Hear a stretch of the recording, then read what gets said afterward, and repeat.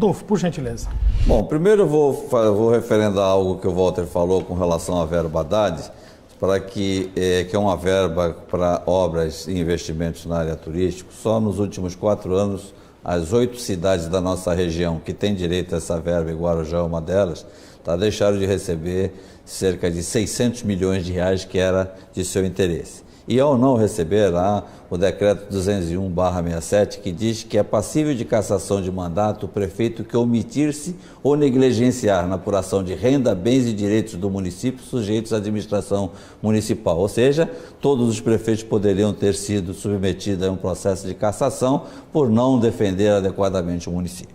Mas eu vou provocar o Walter aqui, porque ele fez 2 colocações interessantes na explanação anterior, que é uma seguinte: uma que talvez pouca gente saiba, desde a emenda constitucional 29, que é muito conhecida para a área de saúde, mas essa emenda constitucional permitiu que os municípios praticassem não só o IPTU progressivo, que foi tão esperado e defendido, inclusive pelos partidos de esquerda, como o IPTU diferenciado. Ou seja, cobrar alíquotas diferenciadas por zonas de cidades ou tipos de imóveis. Então, a primeira questão que eu vou te colocar é exatamente essa: se eleito, se Guarujá vai passar a ter ou o IPTU progressivo ou o IPTU diferenciado. E vou emendar, já que você falou do retroporto. Parece que existe um sapo enterrado numa área próxima ao porto de Guarujá, em Vicente de Carvalho, uma área de 4 milhões de metros quadrados, que desde o Maurício Mariano tem, da administração do saudoso Maurício Mariano, tem projetos para a expansão portuária, para a utilização com essa área como retroporto, e passou governo após governo, todos prometendo que iriam ocupar, dar uma destinação para a expansão do retroporto, e até hoje nada foi feito. O que pensa o candidato Walter sobre isso e o que você pretende fazer com essa área? Bom, a área do retroporto ela é fundamental não só para Guarujá, ela é fundamental para o país.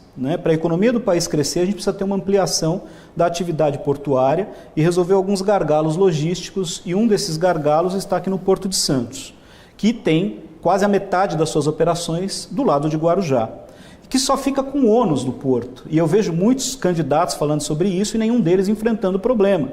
E a gente precisa enfrentar esse problema. E eu acredito que a gente pode criar muitas facilidades para que isso se resolva. Porque a grande questão é a questão do interesse de desenvolvimento da região e da cidade.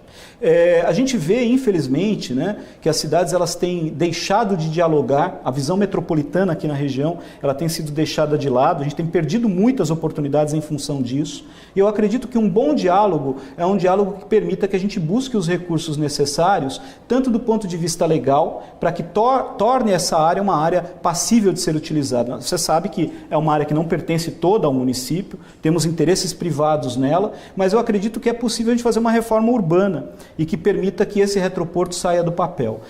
Eu gostaria até de ligar uma coisa com a outra. Agora já precisa de uma reforma urbana. O plano diretor que nós temos lá, ele é um plano diretor impeditivo a investimentos necessários para a construção de habitações populares. O solo é muito caro em Guarujá.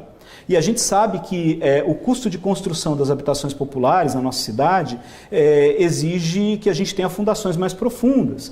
Então a gente também passa por essa dificuldade. Agora no Parque da Montanha estão sendo entregues lá pelo prefeito algumas casas, são cerca de 200 casas entregues, de 400 que ele pretendia entregar, de 2.000 que foram prometidas em 2006, 2007. Eram 2.000 habitações para você resolver o problema da expansão portuária e retirar os moradores que ficam na faixa inundável, após a linha férrea no bairro de Prainha, na comunidade de Prainha, em Vicente de Carvalho. De 2.000 casas prometidas, estão entregando quase 10 anos depois 200.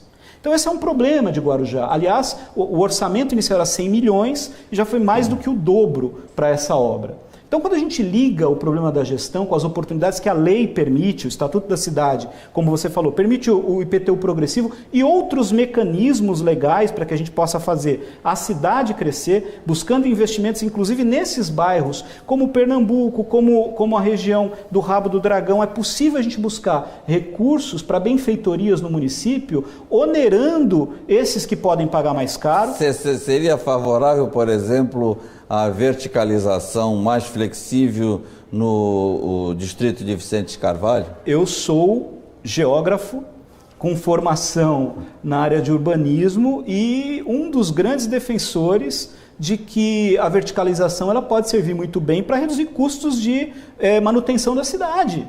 É inadmissível, na atualidade, com a tecnologia construtiva e com as possibilidades que a gente tem, que a gente não invista em verticalização. Sim, sou favorável, inclusive eu sou favorável a mecanismos que o próprio Estatuto da Cidade permite, de uma reforma urbana que permita que a gente faça como Berlim.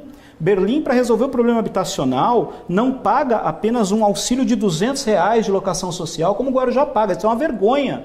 Berlim compra imóveis para colocá-los à disposição da comunidade. Nós podemos fazer a retomada de vários imóveis que estão devendo para o município, com ações, quase a metade. Ou a verticalização com troca de potencial construtivo. Com troca de potencial construtivo. Tudo isso é possível. O plano diretor do município, ele tem mecanismos que prevêem isso, mas a gente precisa de uma reforma urbana na cidade.